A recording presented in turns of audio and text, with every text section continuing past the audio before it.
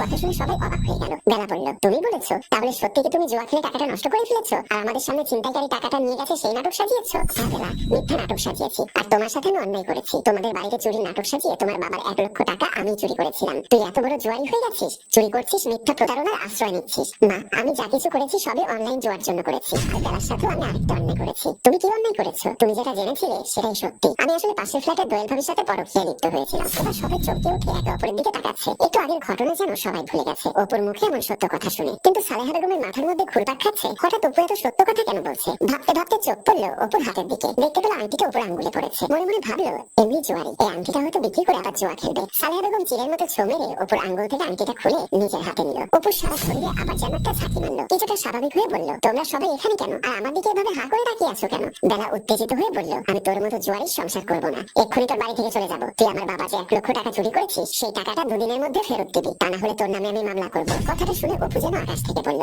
আমতা করে বলল, কি বলছো তুমি? আমি তোমার বাবার টাকা চুরি করলাম কখন? এবার অপুর কথা শুনে আবার সবাই অবাক হলো। মিথ্যাবাদী, আমি চলে যাচ্ছি, টাকা না দিলে তোর নামে আমি মামলা করবো বলে বেরি হনহন করে ড্রয়িং রুম থেকে বের হয়ে গেল। ড্রয়িং রুমের বাহিরে আসতেই অপু বেলার হাত ধরে বলল, বিশ্বাস করো আমি তোমার বাবার টাকা চুরি করিনি। এখন কিভাবে সমস্যার সমাধান করা যায় সেটা ভাবো। আমার মাথায় কোনো কাজ করছে না। তুমি কি ঋতুর কাছে জিজ্ঞাসা করেছো এই ছেলের সাথে কিভাবে পরিচয় হয়েছে, কিভাবে এই ছেলের সাথে সম্পর্কে জড়িয়েছে? না, আমি কোনো প্রশ্ন করিনি। সব কাজ অর্ধেক করো কেন? বাকি কাজটা কি আমার জন্য রেখে দাও বলে নির্মল বাবু হনহন করে রুম থেকে বের হয়ে গেল। রানীবালাও ছুটলো তার পিছু। ঋতু রুমের সামনে এসে ঋতু ঋতু বলে ডাক দিল। ঋতু রুম থেকে বের হয়ে আসলো। নির্মল বাবু জানতে চাইলো, আমি কোনোদিনও ভাবতে পারিনি তুই এত বড় একটা অন্যায় করবি। বাবা, আমি জানতাম না সুমন অন্য ধর্মের। যদি জানতাম তাহলে হয়তো এমনটা করতাম না। রানীবালা বলল, ওর সাথে পরিচয় হয়েছে কিভাবে? মা, ফেসবুকের মাধ্যমে ওর সাথে আমার পরিচয় হয়েছে, তারপর সরাসরি দেখা হয়েছে। কিন্তু 1 সপ্তাহ আগে আমি জানতে পারি ও অন্য ধর্মের। তখন থেকে নিজেকে শুধরে নিয়েছি, সবকিছু থেকে ব্লক করে দিয়েছি। রানীবালা বলল, ব্লক করলেই সবকিছু সমাধান হয় না। এই ছেলে তোকে পাগলের মতো ভালোবাসে। আমার মনে হয় না এই ছেলে তোর পিছু ছাড়বে। নির্মল বাবু কিছুটা উত্তেজিত হয়ে বলল, বেশি বাড়াবাড়ি করলে মামলা করবো, আর সোজা আঙ্গুলে যদি ঘি না ওঠে তাহলে আঙ্গুলটা বাঁকা করবো। এখন তুই আমাকে কথা দে, ভুলেও আর কখনোই ছেলের সাথে যোগাযোগ রাখবি না। বাবা,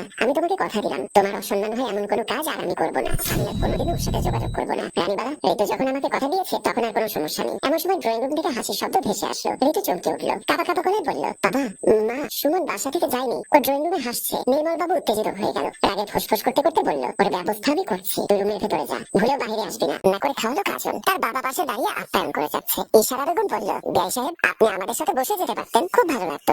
না না বেন, আগে আপনারা খাবেন, তারপর আমি চিন্তা মুক্ত হবো। আর হ্যাঁ, আজ রাতে কিন্তু আপনারা যেতে পারবেন না। আমাদের বাড়ির নিয়ম আছে, মেয়ে বিয়ে হলে প্রথম একদিন অন্তত বাপের বাড়ি থাকে, তারপর শ্বশুর বাড়িতে যায়। আর দয়া করে কিছু লাগলে বলতে লজ্জা পাবেন না। সব রান্না আমার কাজল নিজে হাতে করেছে। হ্যাঁ, সব আমি করেছি, কিন্তু পায়েসটা আপু করেছে। আপু খুব ভালো পায়েস বানায়। পায়েসটা আমি এইমাত্র খেলাম, বেশি মিষ্টি হয়ে গেছে। তবে তোমার রান্না খুব ভালো বৌমা। পাত্র বলল, আমার কাছে পায়েসটা অত খারাপ লাগেনি, তবে আর এর চেয়েও ভালো পায়েস আমি খেয়েছি। কিন্তু এটা মানতে হবে, আজকে রান্না দুর্দান্ত ছিল। রাতের বেলা নিজের ঘরে এক বাটি পায়েস নিয়ে মোমেন খান যখন খেতে যাবে, ঠিক তখনই সিমরান এসে বলল, বাবা, কি করছো তুমি? তোমার না হাই ডায়াবেটিস, তুমি আবার লুকিয়ে পায়েস খেতে যাচ্ছ? এটা কি করছিস মা? আজকে আমার মেয়ের বিয়ে হলে আমি একটু পায়েস খেতে পারবো না? না, পারবে না। খাবার টেবিলে তোমাকে পায়েস দেয়নি বলে তুমি লুকিয়ে এখন রাতের বেলা নিজের ঘরে বসে পায়েস খাবে ভাবছো? সে আশায় ঘুরে বালি। তুই থাকতে কি আর সেটা হলো? এমন সময় হঠাৎ বাসুর ঘর থেকে বেশ চিৎকারের আওয়াজ আসতে শুরু হলো। গলাটা কাজলের। বাবা, আপু তোমরা কোথায়?